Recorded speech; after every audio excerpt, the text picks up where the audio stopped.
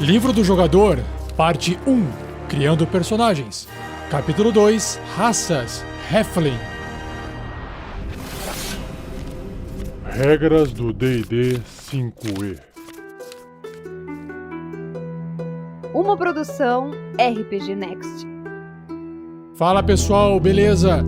Sejam bem-vindos a mais um Regras do D&D 5e. Eu sou o Rafael47 e nesse episódio eu irei apresentar o que o livro do jogador do RPG Dungeons & Dragons 5ª edição diz sobre a raça Halfling, ou a raça dos hobbits. Para quem conhece, essas pequenas criaturas que têm os pés ligeiros e podem ser também grandes guerreiros. Vamos ver! Seja você também um guerreiro ou uma guerreira do bem. Para saber mais, conheça nossas metas e recompensas na campanha do Padrim em www.padrim.com.br/rpgnext.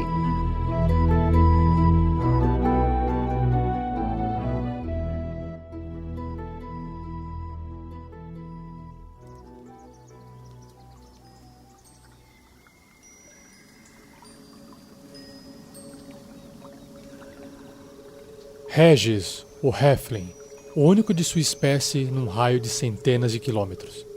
Prendeu os dedos por trás da cabeça e recostou-se contra a capa musgosa do tronco da árvore. Regis era baixo, mesmo para os padrões de sua diminuta raça, e a lanugem de suas madeixas castanhas encaracoladas mal ultrapassava a marca de 1 metro. Mas a barriga alargava-se abundantemente, devido a seu amor por uma boa refeição ou várias delas, dependendo das oportunidades que se apresentassem. O galho retorcido que lhe servia como vara de pesca erguia-se acima dele.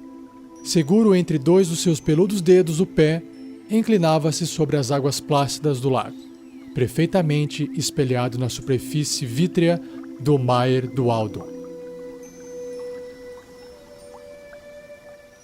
Trecho extraído do livro A Estilha de Cristal, de R.A. Salvatore.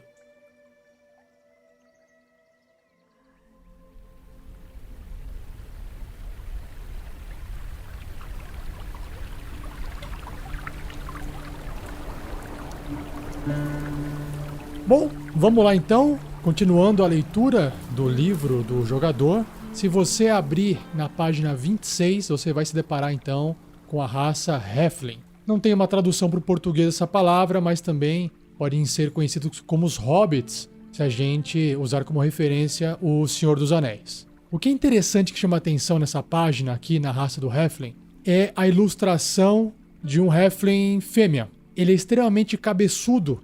Para quem viu o filme da Alice do País das Maravilhas com o Johnny Depp, vocês vão se lembrar da rainha vermelha, que tem aquela cabeçorra gigante. Então a ilustração traz então a raça Halfling, criaturas pequenas, baixinhas ainda, só que com cabeças maiores que o normal. Então a primeira descrição que o livro traz sobre o Halfling, ou a maioria deles, é que eles são criaturas que gostam de viver em paz, viver no sossego, longe de monstros, longe de combate. Então para quem assistiu novamente, citando O Senhor dos Anéis, aquela vida dos hobbits é exatamente daquela forma que o livro descreve. E, além desse comportamento mais pacífico que a maioria deles possui, o livro também apresenta que, apesar de pequenos, eles são extremamente práticos. Então, se focando um pouco nas questões físicas de um hobbit, de um halfling, na verdade. Eles possuem mais ou menos 90 centímetros de altura, podem pesar entre 20 a 22,5 kg, se é que esses 2,5 kg fazem diferença, né? E a cor deles vai variar entre o bronzeado ao pálido, com tom corado, e o cabelo geralmente é castanho, pode ser um pouco ondulado, castanho claro ou não. Os olhos também seguem os mesmos padrões, e os halflings que são do sexo masculino muitas vezes possuem costeletas longas, em relação à barba e bigode, geralmente são quase inexistentes. Em relação à vestimenta, eles procuram roupas basicamente simples que atendem às suas necessidades.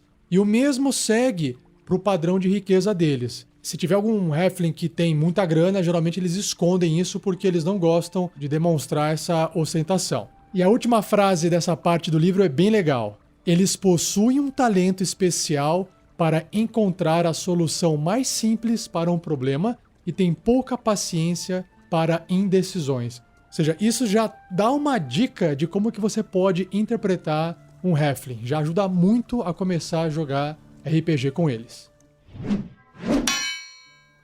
O próximo tópico se chama Generosos e Curiosos. E lendo aqui dá para perceber que os Halflings lembram um pouco crianças.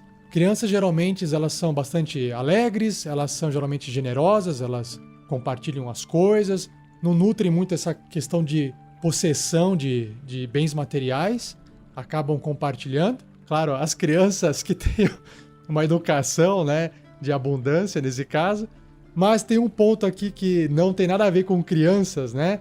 Que eles são movidos pela piedade e detestam ver qualquer ser vivo sofrer. Aqui eu já não posso garantir muito esse comparativo com crianças, porque eu acho que criança gosta muito de explorar as coisas, assim como os Halflings, mas também durante essa exploração as crianças humanas acabam maltratando pelo menos seres pequenos, né? Insetos, aracnídeos, acabam brincando lá. E nessa experimentação para conhecer o mundo, acabam matando formigas, moscas, centopeias e por aí vai. Já no caso dos Halflings, que estão em contato mais com a natureza, costumam tratar a vida de forma diferente. O próximo tópico diz que eles se misturam fácil na multidão. O que representa isso? É que eles se adaptam às outras raças com facilidade. Então, por exemplo, comunidades onde tem anões, humanos, elfos, eles se adaptam bem a essas raças e por isso eles acabam se tornando mais valiosos porque eles trabalham de igual para igual, acabam sendo bem-vindos por essas outras raças como uma raça que pode auxiliar no trabalho do dia a dia. E aproveitando essa questão de contato com outras raças, tem algumas frases que o livro traz da perspectiva de um Halfling hipotético encontrando ou falando sobre outras raças. Então, por exemplo, sobre os anões, eles falam assim: anões são amigos leais e você pode confiar em sua palavra, mas será que machucaria muito sorrir de vez em quando? Né? Reclamando de que os anões são criaturas que não são tão carismáticas. Já os elfos são tão belos, seus rostos, sua música, sua graça e tudo mais, é como se estivessem saído de um sonho maravilhoso. Mas não há como dizer o que está se passando por trás de sua face sorridente. Certamente, muito mais do que eles demonstram. Essa ideia de que o elfo é mais... passa essa imagem de mistério para os Halflings. E por fim, os humanos. Os humanos são realmente muito parecidos com a gente. Pelo menos alguns deles. Sai de seus castelos e fortalezas, vá conversar com os agricultores e pastores e você vai encontrar um povo bom e forte. Não que haja algo de errado com os barões e os soldados, é preciso admirar a sua convicção. E protegendo suas próprias terras, eles também nos protegem. Então, como dá pra ver, os Halflings são bem abertos a essas raças que são mais abundantes dentro do mundo do D&D. Sobre a questão da vida, do dia a dia de um Halfling, eles geralmente vivem em bosques ou comunidades pequenas e pacíficas, ou até fazendas e por aí vai. O que é importante ressaltar aqui é que eles geralmente não reconhecem essa hierarquia que tem da nobreza, realeza, que geralmente o mundo de fantasia medieval traz. Na verdade, eles acabam buscando conselhos com seres que são mais velhos, de suas famílias, para poder orientar o que eles podem fazer. E existem também algumas famílias Halflings que preferem ter uma vida nômade e acabam viajando de tempos em tempos, de barco ou de carruagens, procurando locais para ficar por um tempo não permanente. Falando um pouco sobre a vida daqueles Halflings mais aventureiros, lembra do Bilbo no Senhor dos Anéis, que resolve partir numa aventura? Então existem alguns Halflings que têm essa tendência a explorar o mundo, a se aventurar, ou até para defender as suas comunidades, apoiar seus amigos e por aí vai. Então, para essas criaturas, aventurar-se não é apenas uma carreira, mas é uma oportunidade ou às vezes até uma necessidade. E é aí que você vai acabar criando um personagem dessa raça para poder se tornar, talvez, um herói dentro da sua aventura. Sobre os nomes e Halflings, são parecidos muito com os nomes que a gente dá para humanos. eles possuem um nome que é dado a ele, um nome de família e possivelmente um apelido. Os nomes de família muitas vezes são apelidos que foram transmitidos através das gerações. Então vamos pegar alguns exemplos aqui. Nomes masculinos: Alton, Eldon, Finan, Merrick, Milo, Perrin, por aí vai. Femininos: Andri, Bri, Cora, Lida, Merla, Paela, Serafina, Verna. Olha, Verna é o nome feminino do Vern. E alguns nomes de família, como por exemplo, Cata Escovas, Bom Barril, Garrafa Verde, Alta Colina, Baixa Colina, Galho Caído. Repare que os nomes eles giram em torno de coisas da natureza ou da comunidade em qual eles vivem. Entrando agora naquela parte que traz os dados estatísticos para o sistema do jogo, o Halfling tem a sua destreza aumentar em 2 pontos, o que vai beneficiar a sua defesa, a sua iniciativa, os seus ataques à distância e danos à distância também, ou se ele estiver usando uma arma que permita ele usar a destreza no ataque, corpo a corpo, também vai ser beneficiado. Um Halfling atinge a idade adulta aos 20 anos de idade e podem viver até mais ou menos 150. Em questão de alinhamento, a tendência, geralmente eles são mais leais e bons. Eles possuem bom coração, são mais amáveis, odeiam ver o sofrimento dos outros e não toleram opressão. Claro que isso não exclui aqueles que podem ser um pouco mais caóticos, né? Tamanho, como já foi dito antes, eles medem cerca de 90 centímetros e pesam mais ou menos 20 quilos. E o tamanho é pequeno. É a primeira raça do livro do jogador que apresenta um personagem de tamanho pequeno. Esse tamanho vai influenciar nas regras de combate e movimentação no sistema do D&D. E, falando em sistema, o seu deslocamento também é mais lento. Ao invés de ele se mover os tradicionais 9 metros, ou seja, 30 pés, eles se movem 7,5 metros ou 25 pés. O equivalente a 5 quadradinhos se você estiver usando um grid. Existe uma habilidade bem legal aqui que marca o Halfling, que é sortudo. Quando você rola um D20, tira um natural em uma jogada de ataque, ou um teste de habilidade ou de resistência, o seu personagem pode rolar o dado de novo, mas aí tem que usar o novo resultado. Ou seja, se saiu o número 1 de novo, tem que usar o número 1. E claro que a regra aqui não diz, mas subentende-se que quando você fizer um novo ataque, um novo teste de habilidade ou um novo teste de resistência, você pode rerolar de novo esse dado se você tirar 1 novamente. Uma outra habilidade dos Halflings é que eles são bravos, corajosos. Eles possuem vantagem em testes de resistência contra ser amedrontado. Isso é muito bom, porque eles permanecem lá na frente enquanto talvez paladinos humanos podem acabar fugindo. Mais uma característica é que os Halflings eles têm uma agilidade acima do normal. Eles podem se mover através do espaço de qualquer criatura que for de um tamanho maior do que o seu. Ou seja, você tem uma criatura inimiga, pode ser um humano, por exemplo, de tamanho médio, na frente de um Halfling. Se ele quiser atravessar essa criatura, ele pode, porque nas regras de movimentação do D&D, se tem um inimigo que está se opondo contra você, está bem na frente de você, você não pode passar através dele. Você teria que fazer um teste. No caso de um Halfling, ele pode passar como se ele estivesse passando por meio das pernas, né? Bem legal também, bem útil para poder escapar, por exemplo. Ou até para poder chegar no lado oposto do inimigo e flanquear esse inimigo com algum amigo do outro lado. Essas regras que eu estou comentando aqui a gente vai citar mais para frente no livro, beleza? Por fim, mais 2 itens aqui nos traços raciais dos Halflings. Idiomas. Ele pode ler, falar e escrever comum, assim como todas as raças, e a língua Halfling. Essa linguagem Halfling, ela não é secreta, mas geralmente os outros integrantes, eles são meio relutantes em compartilhar essa língua com outras raças. Eles escrevem muito pouco, por isso eles não possuem uma literatura rica. Acho que só o Bilbo escrevia bastante. Então a tradição dos Halflings geralmente é muito mais oral, né? Então eles cantam mais, eles falam mais e a cultura é passada através da oralidade. E esse último item é que existe 2 sub-raças de Halflings. Os Halflings pés leves, Lightfoot, ou os Halflings robustos. Stout, em inglês. Então você, ao montar um Halfling, você escolhe uma dessas sub-raças. Então vamos lá. Primeiro, a sub-raça Pés Leves, Lightfoot. São criaturas que podem se esconder de forma mais facilmente, que usa outras pessoas, inclusive, como cobertura.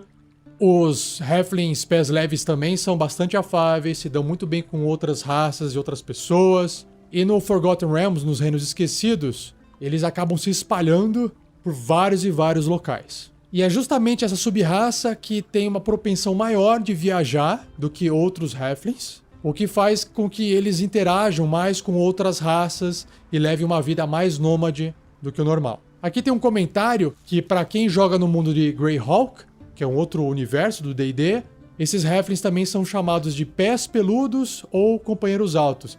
E para quem se lembrar do Senhor dos Anéis, os pés dos hobbits eram peludos. Então, para quem montar essa raça, essa sub-raça, além, né, de ganhar os mais 2 de destreza, também passa a ter mais 1 em carisma. E outra habilidade que você possui é a furtividade natural. Você pode tentar se esconder, mesmo quando possuir apenas a cobertura de uma criatura que for no mínimo um tamanho maior que o seu. Ou seja, imagina uma cena onde tem um humano, e esse humano é amigo seu, e ele foi conversar com alguma criatura meio hostil.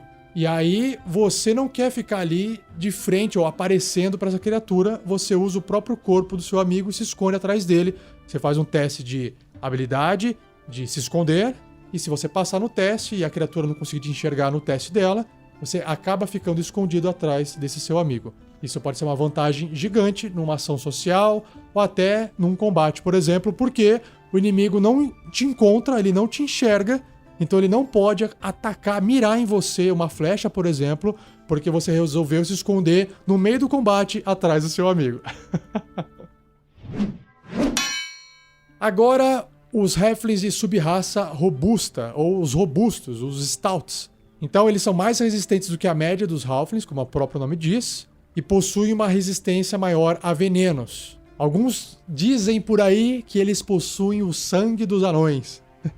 Eles também são chamados nos Reinos Esquecidos, nos Forgotten Realms, de austeros e geralmente são mais comuns ao sul. Então vamos lá. Eles possuem então Constituição mais 1, aumentada em 1, o que vai render a este Halfling um pouco mais de pontos de vida, na média. E ele possui a resistência dos robustos, ou uma resistência robusta.